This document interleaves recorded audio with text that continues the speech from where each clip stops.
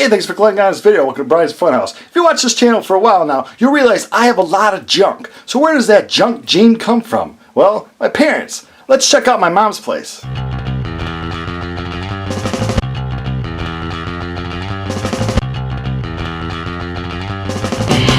I'm off to check out my mom's place. Always fun visiting the mom. You gotta watch out for alligators, gnomes, and flamingos. My mom's place is filled with dolls everywhere. Always looking at you, always looking at you. How did this all start? I started my collection in 1976 because of you bringing me the Peter Play-Pale doll, Grandma wanting dolls to make clothes for the grandchildren, and she didn't want all the ones that I had brought. So I just started collecting dolls between you bringing me Peter Play-Pale for a Mother's Day gift and Grandma not wanting all the dolls that I had picked up. So it's nice that she blames me for all this. I wondered how many dolls she has. I imagine there's something like 3,000 dolls, except for the condo in Florida flooded, and I lost probably a good couple hundred.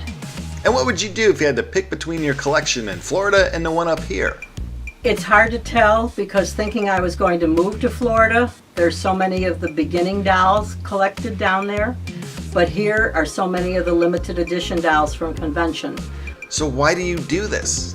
It's looking around and seeing where I've been and remembering the conventions, because being widowed, that was my only vacation. I didn't have a husband to go places with, so I had a friend, we roomed, and I got to see a lot of the United States, from California up to Boston, that I would have never seen.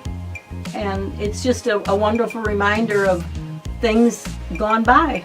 When I went to the conventions, which I went to 27 different conventions, I went to 3 Modern Doll, 3 Robert Tonner, and 22 Madame Alexander. I think I added wrong, I think it's 28 conventions.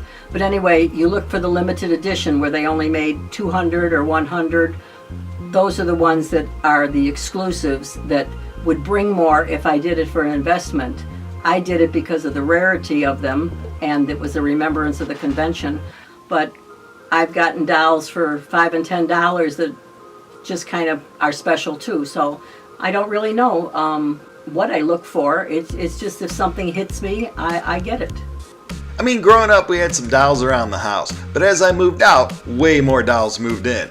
And now with 2 condos filled with dolls, do you even have enough room to live? I have enough room, except for today I went grocery shopping, so I haven't got stuff put away because I had company. But I basically have enough room.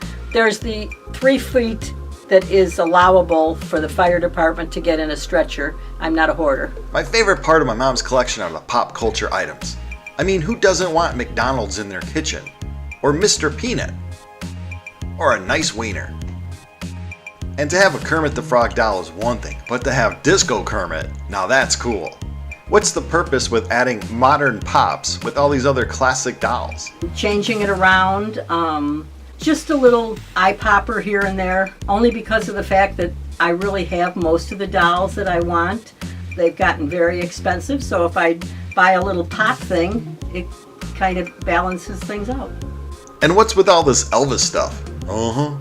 There's Elvis in the one room. I saw Elvis in 2 concerts, 1972 and 1976, and I've loved him since I was 15. Has eBay and the internet helped or hurt this hobby? It's helped people because the doll shops, there aren't very many. The only place I can buy from is in Richmond, Virginia, the toy shop. The doll shows are few and far between because most of the collectors are older like I am, and younger people just don't collect. So I think eBay has helped people secure dolls. I don't know if it's helped pricing or anything like that because I'm really not that familiar with it. And why so many cows?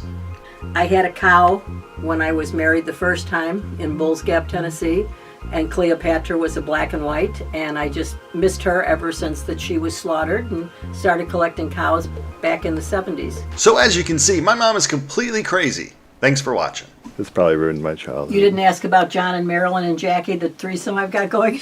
Oh, wait. That's just those 3. Oh. That's my little political satire.